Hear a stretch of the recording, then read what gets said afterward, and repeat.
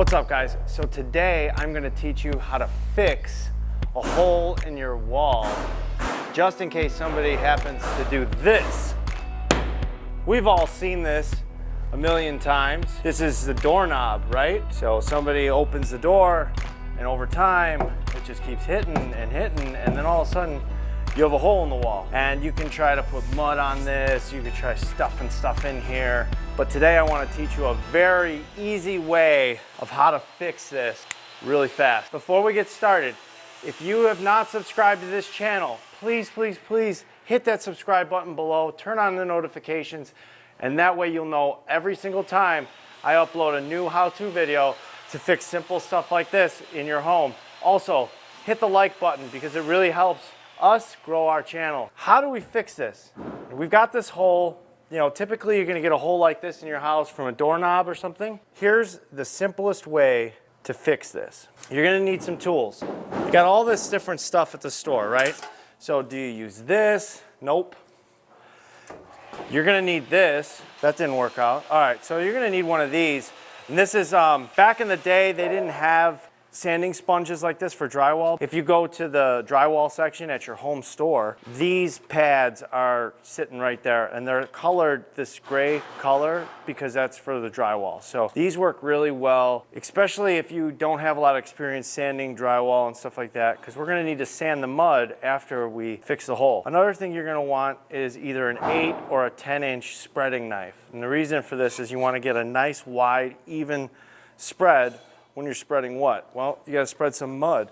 The other thing you're gonna need to get, and I recommend just get simple dust control mud. It's pre-mixed. When you go to the store, the guys might try to sell you on the bags and then you mix it with water. But if you don't have experience with this, it's just gonna drive you crazy because that stuff sets up really fast, and if you don't know what the consistency is, you'll just drive yourself crazy.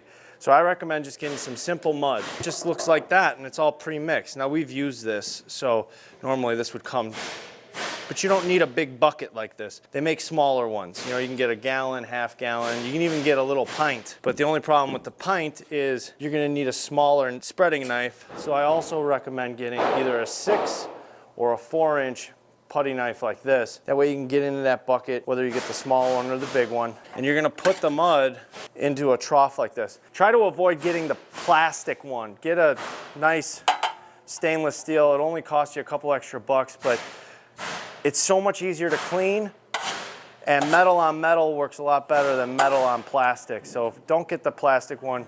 Spend some extra money and get the stainless steel one. It'll last you a long time. But I'm getting ahead of myself. How do we get this out of the wall? Let me cover this mud back up so it doesn't dry out, because we're gonna use it in a little bit here. A couple of things you're gonna need first. Obviously, this is just regular raw drywall, but at your house, it's probably gonna be painted with a nice paint color or something. And if you're not used to trying to lay this out on the wall, you'll probably end up making a bunch of pencil marks and things that you'll just drive yourself crazy. So I recommend get some blue tape. And the first thing we're gonna do is we're just gonna kind of go a couple inches past the hole. And you're just gonna make you wanna try to make it as straight as possible, but it's not entirely necessary. Just get it as best you can. Because we're using a 2-inch tape, and I'll show you why we're doing this in a second. This is to prevent you from having a bunch of lines in case you mess up on your wall. So the easiest way to go about this is just to put some blue tape on the wall. And that way you kind of go at this with some confidence instead of worrying about making a bunch of marks. Then you're gonna need a level. I recommend just getting a 2-foot level. Doesn't have to be anything fancy. You can get the plastic one, the cheapest level that they have. All you care about is that you're making level and straight lines on the wall. The first line we're gonna make is the line across the top. Now I like to go a couple inches past the hole. We're just gonna measure up kind of in the middle of the tape. We'll go 2 inches, so we're gonna go something just like that. You just make a small mark right like that. You take your level, put it on that mark, and then make sure you're level. On such a short distance like this, you wanna make sure you get that bubble as close to the middle as possible, and then just draw a line like that. And then you kind of take your level and just kind of put it right in the middle of the hole. And again, you're looking for that thing to be really level, just like that.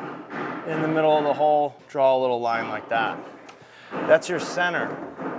So now we found the center of the hole. So we know that we've gone 2 inches above the hole. We want to go about 2, so you measure the hole's 1.5 inches. So to get to the center of that would be 3/4. Every single situation is going to be different, but this method will work on something small like this, or something as big as this whole blue square, in case your kid put his foot through the wall or something. So we got 3/4 to the center there. We'll add that to our 2 inches, and we'll get 2 3/4 over here. Double that up and go the other way. This way is easy because we're going to just go, or we'll hold ourselves on the 2, we'll go the 3/4, put ourselves out here. It's a little confusing. I over-explained that, but you get the idea. You're trying to just make a nice square box. So then I'll just put my level back on those lines, make sure we're nice and straight, draw ourselves a nice line there. We'll go back over here, draw ourselves a nice strong line right here. And see what I mean? The tape doesn't have to be perfect. It's just you want to make sure you get those lines right. Then the next step would be if we've got 2 inches above this hole and we want to get 2 inches below. See, our tape's a little funky right there. So we'll add some tape so we don't mess up our wall. And take some tape, put it a little higher. We'll measure down our 2 inches. We'll make our mark. We'll take our level and we'll just put it back on that line. And then we'll go back and we'll retransfer those other lines back onto our new piece of tape. And this way we can see everything. Okay, so now we've got our little box. We're pretty center, but the big thing is that we're square, right? It doesn't look square, but if I check it, we've got 5.5, and we've got 5.5, and we've got 6 1/4, and we have 6 1/4. It's a nice size, and again, what we're looking for is just to make sure that this is as square as possible. It makes everything so much easier. So now the next step I'm going to do is you're going to need a utility knife. In my case, my blade's a little dull, but you want to make sure you got a brand new blade in there. It'll make this process really easy. And take your time with this. This is where you're going to transcribe these lines to the wall. So you're going to just take the knife, you're going to cut through that tape, and you're going to go nice and slow, and you're just going to make that right like that. And don't worry if you slip past that corner like I just did, because it's all going to be covered by our patch. And then we're going to just do the top. And it really doesn't matter which line you do first, as long as you just make sure you get all 4 lines all the way to the corner or a little past. And now we're at a good place. We can take our tape off. Now you have paint on your walls, so it's probably not going to pull the paper like it just did on this unfinished drywall. I can assure you it's not going to pull the paint off the wall like this. But with the blue tape on fresh drywall, you can see what happens. But on a painted wall, that wouldn't do that. We're going to just pull that off. And now we have our nice square. The next tool you're going to want to buy is just a simple little keyhole saw. Now they have fancy oscillating battery powered tools and stuff like that, but honestly, you just need something simple. This thing is like 40 or 50 years old. The tip's broken off of it, but it'll work really good. And what I'm going to do is I'm going to start from the hole, and I'm going to pull myself to a corner, and then I'm going to start here, and I'm going to pull a little farther, and then I'm going to get that piece out of the way so then I can cut this way and then turn the corner. Instead of trying to jam this into one of the corners, I'm just going to go like this. My corner, I'm going to go like this. Actually, we'll do an X pattern for this. This will be good.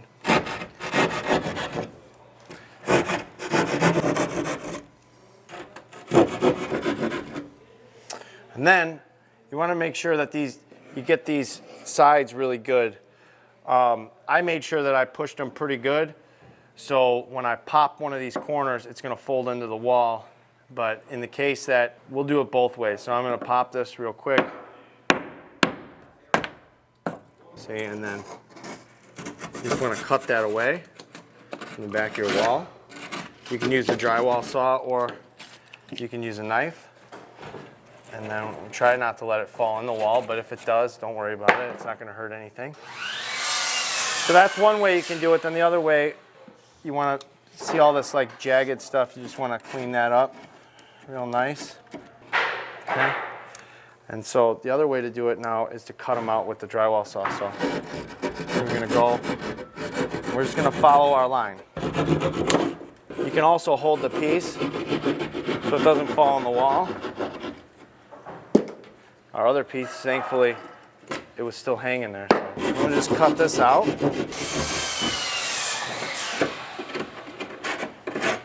You can also take the knife, like that, and just kind of clean up your edges. You're probably thinking, great, Bob, you just made the hole way bigger. You can buy small pieces of drywall like this. And if this is the first time you doing this, I would recommend do this whole process first before you even go to the store. And here's why. You can take one of these pieces with you and you go to the store and you say, I need drywall that's this thick to patch a hole that's this big. And what they'll do is they'll set you up with the right material that you're gonna need. So you don't need to know if this is 5/8, 1/2 inch, 3/8, 1 inch, 3/4, whatever. You just need to bring a piece of this with you to the store and then they'll help you size that up properly so you don't have to worry. This is 5/8 drywall, but let's say they don't have any small pieces of 5/8. You can also use a piece of 1/2 inch. I wouldn't recommend going anything bigger than what you have, but you can definitely go a little smaller. So we have a piece of 5/8 drywall right here. So here's the next step. We know that our nice perfect square, 5.5 by 6 1/4. Now, it's really 6 3/8 by 5 3/4, but I like to take that measurement and reduce it like a 1/4 inch or 1/8 of an inch so that it has a nice fit. So now we've got our piece of drywall right here. So we're gonna draw our box, but before we do that, we are going to make some lines. So we'll just write that right here just so we don't forget. The goal here is to create a patch that has 2 inches of paper on all sides of our actual hole. So if we have a box, let's say, like we have, and we've got 5.5, and we've got 6 1/4, and we wanna make a patch that looks something like this. This is gonna be solid, and this is just gonna be the paper. So we need 2 inches, 2 inches, 2 inches, and 2 inches. So we'll go 4 plus 5.5, and we're gonna get 9.5. And then we're gonna go 4 plus 6 1/4, and we're gonna get 10 1/4. So we wanna start with making a piece of drywall 9.5 by 10 1/4. So I'm gonna go ahead and do that right now. So I'm gonna start with a control line. I'm just gonna draw a line like that. And then I'm gonna go 10 1/4. I'm gonna go 10 1/4. And I'm just making little marks, and I'll show you why. And then we're gonna go this way. We're gonna go 9.5. So just lay the tape across your first line. 9.5, sorry. So we'll go 9.5. And then we're gonna draw some other lines here. How do we figure out if this is all gonna be square? So what I like to do is I'll do a simple little measurement like this. And this is a Pythagorean theorem trick. So you go 3 inches this way, but then this way, on this corner right here, you're gonna hold it on 4 inches, and you're just gonna kind of make a little arch like this. And then you'll go over here and you'll go to 5 inches, and you'll make that same kind of, it's a little tricky with a tape measure like this, but see that X right there? That's our square line. So what we wanna do is we'll line up with our bottom corner here, and then we'll go to the center of that X, and when we draw across this way, we're gonna have a perfectly square corner, because a squared plus b squared equals c squared. And the a is here, b is here, and then this magic line that goes across here is c. And then that's how you end up with a perfect right angle, because it looks like this, where you got a, b, and c. So this one we made, let's say 3, and then 4, 5. 3, 4, 5. And you can multiply this by as much as you want, so you can make this 6, 8, 10. You can make it, I'm getting off track, but I just wanted to show you that you could also make this, well, what else could you make it? You could go 3. You could go 9, 12, and 15.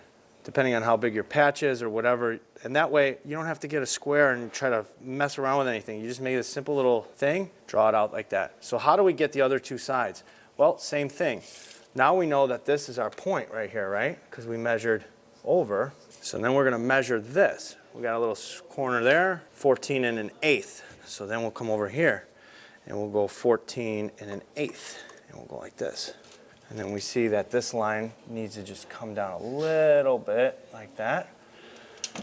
And then that's our X. So then we'll put it on our top line, we'll get in the center, pull that across, and then we'll just take this line to the finish.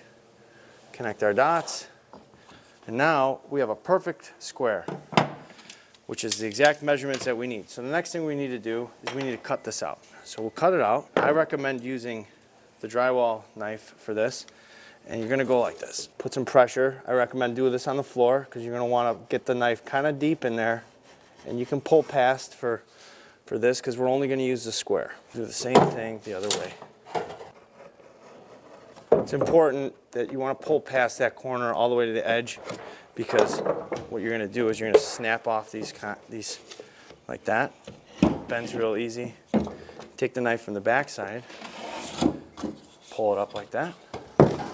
We don't need that. We're gonna go this way. And now we have our square almost. So then you're gonna break these sides off.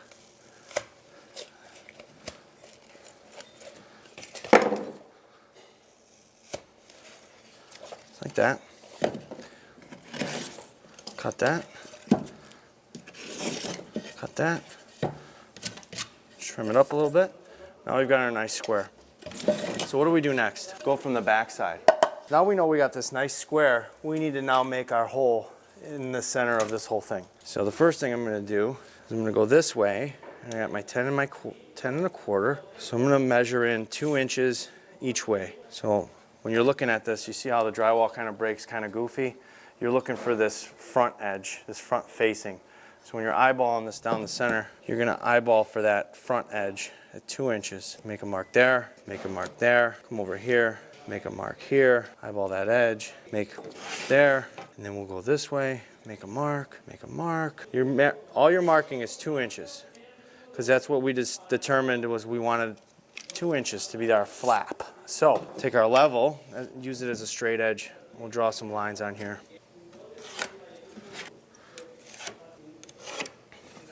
And now you'll see we have our piece, which should be 6 1/4 by 5 1/2. So we've got our 5 1/2 and we've got our 6 1/4. So we're in good shape.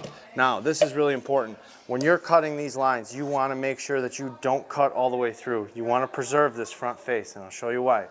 So all you're going to do is same thing as before. You're going to just dig in. Recommend doing this on the floor because you get nice solid pressure, and you're going to just score all the way through. And then you go to do the other side, and then you do your other side, and then we do this side, and then take your level, because you really don't want to break this up. This is a whole important part of this. So I take my level and I kind of send it like that, and then center it over and then just kind of give this a pop, so that it doesn't break that drywall. And then you're going to see what I'm going to do here is I'm pulling that paper and I'm working this outward just like this. Just take it nice and slow. There's no race here. It's the whole purpose of this. So now we got this nice piece of paper here, and we're going to do that to all 4 sides.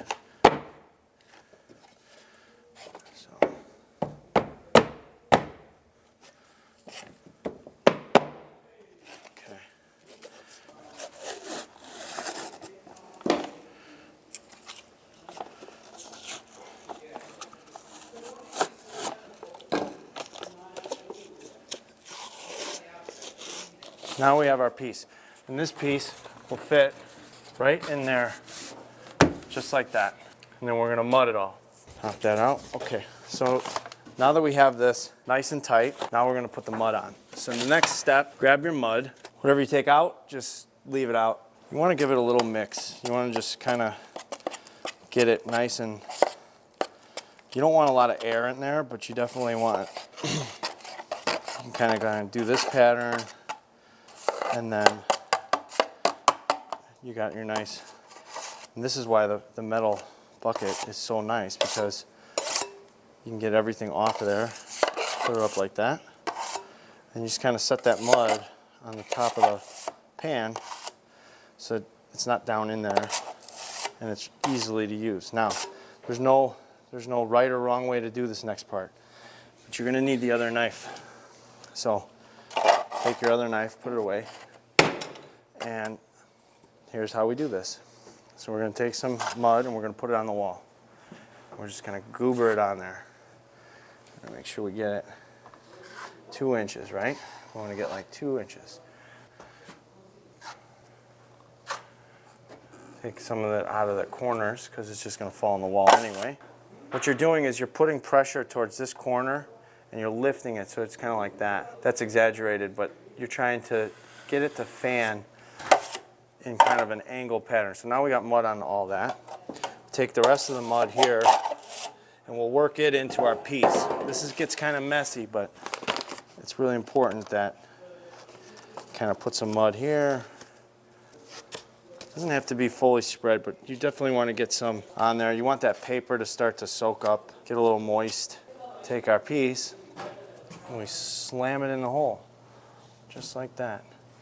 Don't push it all the way in because now what you want to do is you want to pull the paper so that you don't end up with an indent. You want this new piece of drywall to be as flush with this as possible. So just kind of set it in there so it'll hold it. And then you take it and you pull it up and you pull it down, down, you pull it down, and we pull it this way.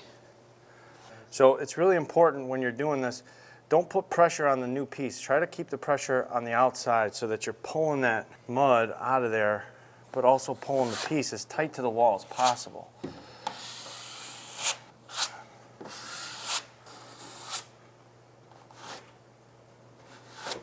Again, put pressure here, not here. So kind of put that curve to it. And then this is just the first step in the mudding process. But see all the mud I pulled out of there? So now we see that we've got this fill here. So after this dries and it all sets up, then the next coat, you don't sand anything. I'm just gonna put more mud on here. That's why you want this longer knife because it spans across the whole thing. So after it sets up a little bit, you're gonna go like that, go like that, go like that. And you can even go on an angle like that. Really get used to just working the knife in as many different ways as possible. You're gonna have to do this in a couple of coats, but I'm telling you, it's the best way to fix a hole in your wall. All you're doing is just moving that around. But see how, like, as I'm working this, it's just getting a little more frustrating. So you're gonna want, once it gets to that point where you're not really making any progress,